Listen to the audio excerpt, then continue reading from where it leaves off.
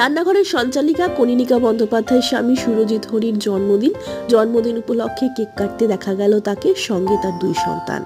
ছোট্ট কিয়াকে কোলে নিয়ে ছেলেকে পাশে নিয়ে কেক কাটলেন সুরজিৎ। সেই সুন্দর মুহূর্ত ভাগ করে নিলেন অভিনেত্রী কনীনিকা বন্দ্যোপাধ্যায়। জন্মদিনের শুভেচ্ছাও জানালেন তিনি তার স্বামীকে। Cine Gossip.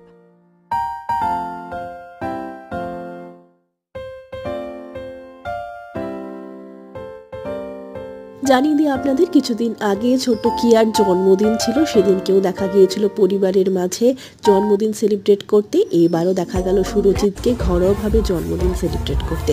বিশেষ মুহূর্ত শেয়ার করে জন্মদিনের শুভেচ্ছা দিলেন অভিনেত্রী।